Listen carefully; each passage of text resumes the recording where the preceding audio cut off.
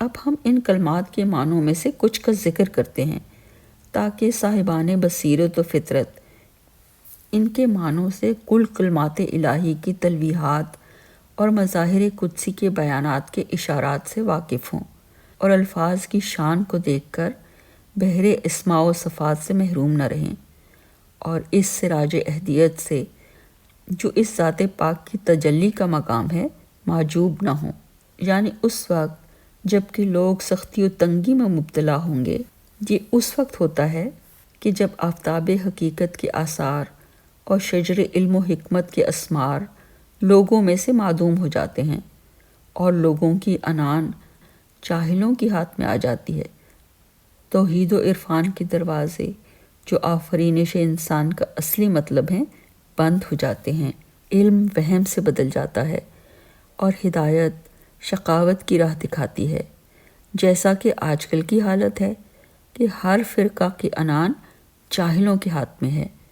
جس طرف وہ چاہتے ہیں انہیں پھراتے ہیں۔ معبود کا صرف نام اور مقصود کا صرف حرف ان میں باقی ہے۔ نفس و ہوا کی ہوائیں اس قدر غالب ہیں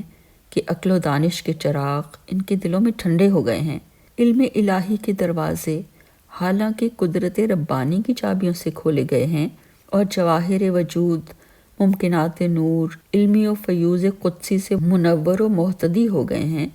اس حد تک کہ ہر شے میں دروازہ علم کھلا ہوا ہے اور ہر ذرہ میں آثار خورشید ہویدا ہے۔ مگر ان ظہورات علم کے ہونے پر بھی جنہوں نے عالم کو گھیرا ہوا ہے،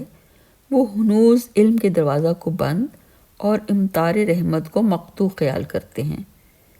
اپنے خیالات کے پیچھے لگ کر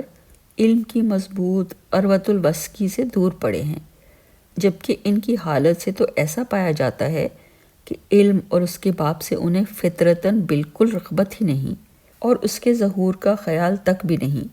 کیونکہ وہم و گمان میں تو روٹی کے لیے دروازے پاتے ہیں، مگر مظہر علم کے ظہور میں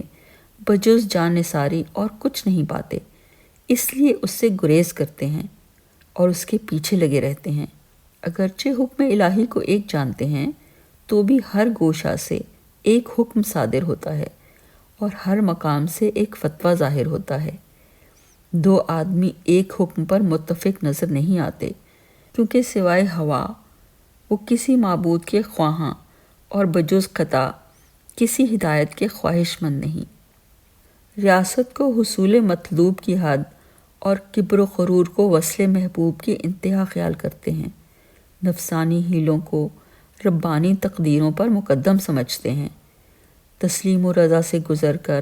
تدبیر و ریا میں مشغول ہیں اور تمام طاقت و قوت سے ان مراتب کی حفاظت کرتے ہیں کہ مبادا ان کی شوکت میں کوئی نقص آئے یا ان کی عزت میں کچھ خلل واقع ہو۔ اگر آنکھ معارف الہی کے سرما سے روشن ہو تو یہ دکھائی دیتا ہے کہ چند وحشی حیوان ہیں جو لوگوں کے مردار جسموں پر دعوت اڑا رہے ہیں۔ اب ذرا سوچیں کہ ان مذکورہ بالا حالات سے کون سی تنگی و سختی زیادہ ہو سکتی ہے؟ اگر کوئی صداقت و معرفت کا متلاشی ہے تو وہ یہ نہیں جانتا کہ کس کے پاس جائے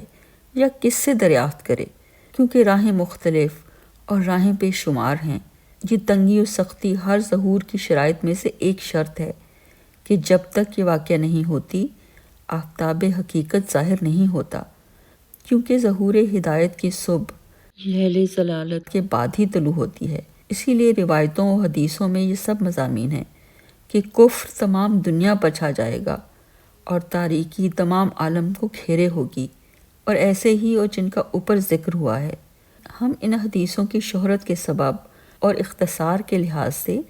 ان کی عبارات درج نہیں کرتے، پر اگر لوگ تنگی سے یہ سمجھتے ہیں کہ زمین کھینچ کر تنگ ہو جائے گی یا ایسی ہی دوسری باتیں جو وہ اپنے خیال میں کھڑے بیٹھے ہیں، تو یہ کبھی نہ ہوگا، اور وہ البتہ کہیں گے کہ یہ شرط پوری نہیں ہوئی، چنانچہ کہا ہے اور کہہ رہے ہیں۔ الغرض جیسا کہ ذکر ہوا، تنگی سے مراد معارف الہیہ و کلمات ربانیہ کے سمجھنے کی تنگی ہے، یعنی آفتاب اور اس کے آئینوں کے غروب کے دنوں میں لوگ تنگی و سختی میں پڑ جاتے ہیں اور وہ نہیں جان سکتے کہ کس کی طرف توجہ کریں۔ اس طرح ہم تجھے حدیثوں کے معنی سکھلاتے ہیں اور حکمت کے اسرار بتلاتے ہیں تاکہ تو مقصود سے واقف ہو اور ان میں سے ہو جائے جو علم و عرفان کے جام سے سرشار ہیں۔ سورج اندھیارا ہو جائے گا، چاند اپنی روشنی نہ دے گا اور ستارے آسمان سے گر جائیں گے۔ نبیوں کے کلام میں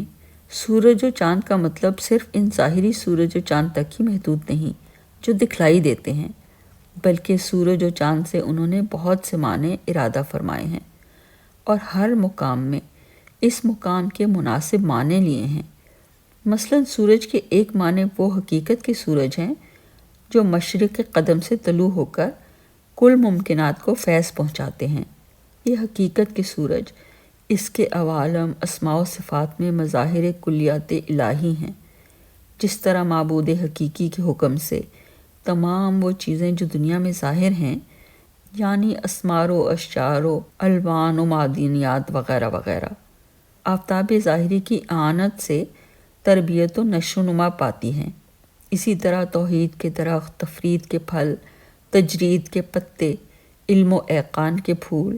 اور حکمت و بیان کے شگوفے ان معنوی آفتابوں کی تربیت و عنایت سے ظاہر ہوتے ہیں۔ اس لیے جب کبھی یہ سورج طلوع ہوتے ہیں تو دنیا ایک نیا چولہ بدلتی ہے، آب حیات کی نہریں چلتی ہیں، احسان کے سمندر موج میں آتے ہیں، کرم کی گھٹائیں اٹھتی ہیں اور بخشش کی ہوائیں وجود موجودات پر چلتی ہیں۔ ان نیران الہی کی حرارت و نار ہائے معنوی کی گرمی سے ارکان دنیا میں محبت الہی کی حرارت پیدا ہوتی ہے اور ان ارواح مجردہ کی عنایت سے فانی مردوں کے جسموں میں حیات ابدی کی روح پھونکی جاتی ہے۔ یہ آفتاب ظاہری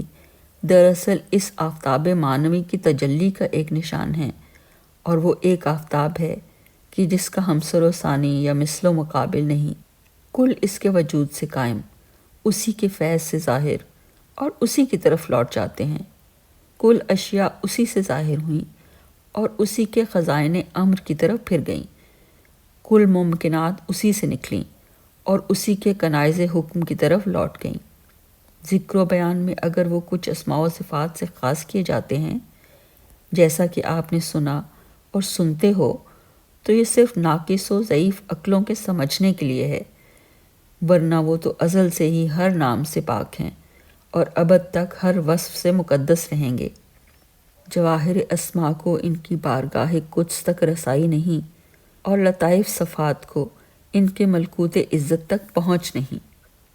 پاک ہے اللہ کہ اس کے پیارے سوائے ان کی ذاتوں کے کسی اور چیز سے پہچانے جائیں، یا اس کے دوست بجز انہی کی ذاتوں کے کسی اور چیز سے تعریف کیے جائیں۔ پس بلند ہیں وہ ان باتوں سے جو بندے ان کی تعریف میں کہتے ہیں، اور برتر ہیں اس سے جو وہ جانتے ہیں۔ کلمات اہل عصمت میں بھی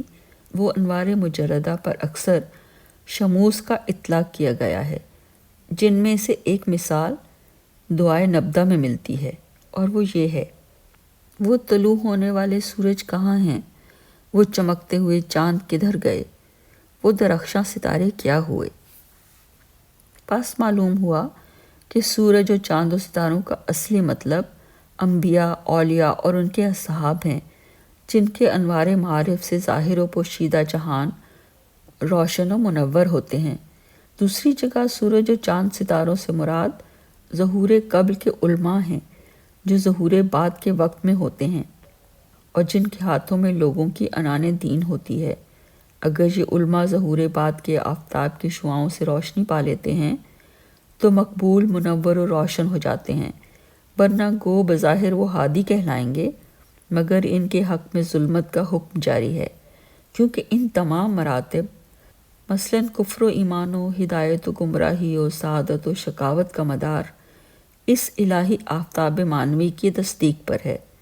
بس علماء میں سے جس پر اس چشمہ عرفان کی طرف سے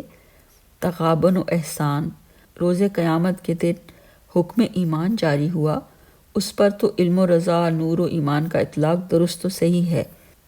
ورنہ جہل و انکار و کفر و ظلم کا حکم اس کے حق میں جاری ہے۔